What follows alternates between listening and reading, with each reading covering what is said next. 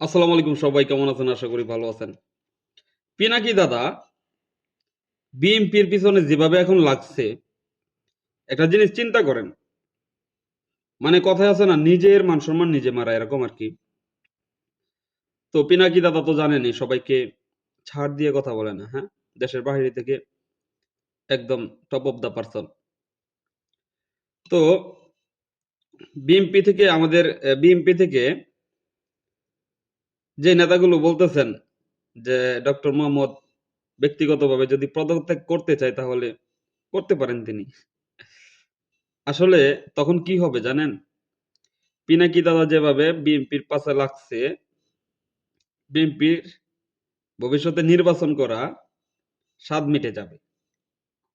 এটা কেন বলতেছি স্বাদ মিটে যাবে? আসলে কারণ হচ্ছে, ডক্টর মোহাম্মদ ইউনূস যে ট্যালেন্টেড পারসন, তিনি একলা পদত্যাগ করবেন না। তিনি যদি পদত্যাগ করেন, মনে হয় সবাইকে নিয়ে পদত্যাগ করবেন। তখন যে দেশের যে একটা শূন্যস্থান, মানে সরকার ছাড়া কোনো দল থাকবে না, কোনো কিছুই থাকবে না, সরকার থাকবে না, সবাই একসাথে পদত্যাগ করে একদিনে চলে যাবেন ক্ষমতা থেকে। তখন সে বিএনপি ক্ষমতা নিবে। বুঝছেন? বিএনপি যেভাবে হোক ক্ষমতা নিবে বা নেওয়ার চেষ্টা করবে। তো যদি ক্ষমতা নেয়, তখন বিএনপির সাথে কেউ নির্বাচন করবে না, জামাত করবে না, এনসিপি করবে না, যারা নতুন এবং পুরান কারা আছে। যদি কেউ নির্বাচন না করে, তাহলে সেই কি হইল?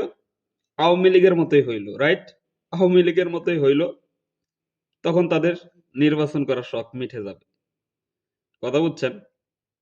তো এগুলো আসলে আমরা অ্যাভয়েড করার দরকার সবকিছু।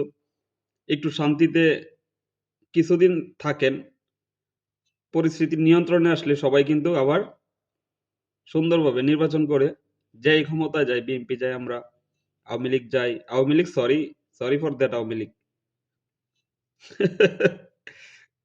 অন্য দল যাক, যেই যায়, খুবই সুন্দর হবে। ধন্যবাদ সবাইকে, ভালো থাকবেন, সুস্থ থাকবেন। ভিডিওটি ভালো লাগলে শেয়ার করে দিবেন। পিনাকি দাদা জিন্দাবাদ।